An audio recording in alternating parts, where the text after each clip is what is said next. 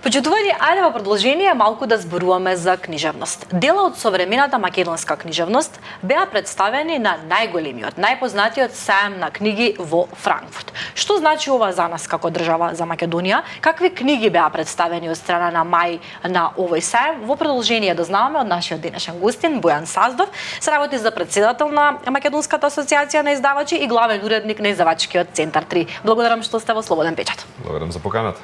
Ајде да започнеме со тоа. Минатиот месец мај се представи со дела од македонската современа книжевност. Како си поминавте во Франкфурт за почеток? За почеток, па вака, представувањето беше по моје мислење и по мислењето на колегите и на сите што беа присутни таму, навистина успешно. По неколку години ние се враќаме на сајмот на книга во Франкфурт, што за нас беше прв и многу важен чекор. Значи, постојано како издавачи, како асоциација го потенцираме фактот дека мора во Франкфурт да се присуствува за да бидеме воопшто на мапата, на културната мапа, на книжевната мапа на светот. Затоа што Франкфуртскиот сајам е вистина еден глобален настан, глобален книжевен настан каде што сите важни луѓе од индустријата, почнувајќи од издавачите, од книжевните агенти, преведувачите, сите фондации, сите луѓе вклучени во процесот на издавање на книги. И самото присуство таму нешто значи. Значи пред се, затоа што и посетителите, меѓутоа и професионалците имаат прво забележуваат, имаме штанд, и наистина оваа година те забележи дека имавме наистина убав штанд. Ги забележуваат книгите, ние сме како асоциација и како издавачи постојано достапни и сме таму. Нашиот круг на луѓе, односно нашите веќе остварени соработки луѓе со кои што ги познаваме се и доаѓаат на нашиот на штандот на државниот штанд. Така што од аспект на соработка е важно, од аспект на промоција на книжевноста е важно и од аспект на промоција па и на самата држава е важно, затоа што ете Франкфурт сме и целиот свет е таму. Многу ми се допадна мотото. Одеци на минатото, гласови на иднината. Што им покажавте на посетителите? Кои книги беа одбрани? Како се одвиваше селекцијата? Кои книги најпосле беа прикажани? Може ли да ни објаснете кои книги всушност се прикажуваат? Тоа се од македонски автори, но на кој начин? Раскажете ни околу тој дел. Па вака, оваа година малку решиме да го промениме концептот на излегувањето, односно да понудиме книги на пред се на јазик на кој што ти биде разбелив и одбравме нормално англискиот јазик како јазик кој што го говорат најголем број на луѓе и представувањето го осмисливме така што репрезентативни дела од поновата македонска книжевност кои што не се преведувани на англиски јазик да бидат преведени специјално за ова издание на сајмот. Така што ние на самиот штанд имаме подготвени готови книги кои што можеме да ги представиме, меѓутоа и понатаму работата сепак на сајмот е посетителите може да се запознаат и да ги видат новите книги, меѓутоа читањето е после сајмот, договарањето и тие работи се случуваат многу по сајмот и тоа е таа работа која што сега нас допрва не чека. Да, сајмот е место каде што треба да се остари контакт, меѓутоа работата на сите продолжува и е може и во поголем интензитет по сајмот. Така што само за тоа што решивме пред си имавме книги, значи се избраа книги преку комисија, се селектираа наслови кои што се преведува на англиски јазик, целосно или делумно. И тоа беа книги кои што ние исто така веруваме дека може да откриеме некој наслов? Па да речеме еден сематичен број од Лидија Динковска, две книги од Владо Рошовиќ се преведе исто така. Книгата, последната книга на Петар Андоновски, Бајки од Македонија исто се преведува. Значи малку е различна содржина, млади автори, повозрасни автори, автори на детски книги исто така, за да го покриеме, нели, што е можно поширок интерес и да фатиме што е можно повеќе жанрови. И верувам дека тоа е добар пристап бидејќи нели секој што доаѓа и на штандот и секој што се интересира мора да прочита. А за да прочита мора да го имаме подготвено на странски јазик. Тежок ли е патот при изборот, при тоа вршење на селекција? Дали е долг процес подготвувањето за еден ваков сајам од ваков размер?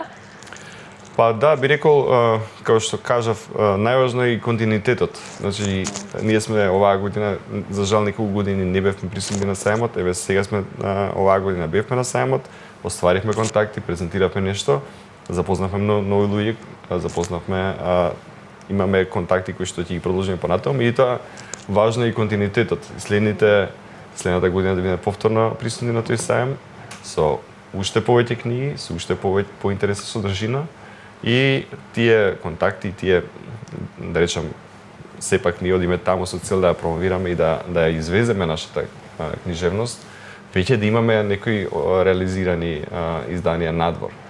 И тоа е исто така... Да, и тие имиња, тие наши автори да бидат и познати за... Да, мене беше многу особено драго оваа година што луѓето доаѓа на нашиот штанд и бара конкретни автори. Значи, они веќе ги знаат авторите.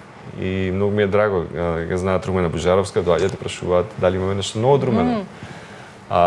Исто така Лидија Димковска, Петар Андонски и останатите од што веќе имаат и странски изданија, повеќе преводи на странски јазици. И сметам дека сме на добар пат да прерасне нашата книжност, да добие навистина сериозен број квантум на изданија надвор и да се афирмира се повеќе преку нели најпознатите автори, меѓутоа понатаму тоа да отвори врати за сите останати. И за нови генерации на автори. Ми го одговоривте на некој начин следното прашање. Прочитав податок дека имало над 100.000 посетители на сајмот и чисто за информација за нашите гледачи, од 4.000 изведувачи од 95 земји во светот, имало бројни настани, многу новинари, 64 земји и представници на 324 агенции, меѓу кои и нашата МАј. Ако направиме една споредба со сите овие останати, како котираме? Ете ваше едно видување, забележавте ли дека сме на некое рамниште со познатите светски издавачки куќи и така натаму? Ваше видување од сајмот? Па во однос на да речем представувањето, ние се гледаме со пред се со земјите од нашата околина. И можеме да кажам дека нашето представување беше еднакво достојно на еднакво ниво како некои од земјите што се, да речем, во Европска унија, да не ги менувам. Се разбира, важно е што сме организирани, важно е што МАј функционира многу добро во тој поглед, има многу голем ентузијазам кај членовите, особено што за нас не е како издавачи не е непознато да имаме соработка со издавачки куќи од странство, да ги познаваме, да познаваме луѓе од регионот со кои што можеме да се вмрежиме, да осмислиме и проекти. Така што представувањето, како што кажав, не можеме да се споредуваме сега со големите издавачи, тоа било не сме во истата категорија, но да речем во рамки на регионот и пошироко. Навистина солидно представување со оглед на финансиските можности и тоа колкава продукција имаме и реално колкава држава сме. Сепак. Поводот за нашата средба ќе го искористам и да ви честитам за уште нешто. Издавачкиот центар Трип оваа година прославува 25 години постоење, тоа е четврт век постоење на пазарот. На тој начин испишува една историја и покажува дека една книжевна приказна успешно живее, а со тоа покажува дека ние овде сме читателска нација, луѓе кои што сакаат да купуваат и да читаат книги, да подаруваат книги и така натаму. Што научивте овие 25 години од Три? Па многу работи пред се и тоа е прашање кое што за жал често го добивам. Дали има читатели во Македонија, дали луѓето читаат? Па ете, ние сме тука 25 години, имаме преку 1200 изданија. Не можеме да ги изброиме колку вкупно книги имаме отпечатано, колку книги наши има во домовите и во библиотеките и насекаде. Во домашните библиотеки. Што научивме дека треба за книжевност треба упорност, треба љубов, многу љубов и дека кај нас е тоа всадено и можеби вродено и нашиот слоган тоа кажува на љубов на прва страница.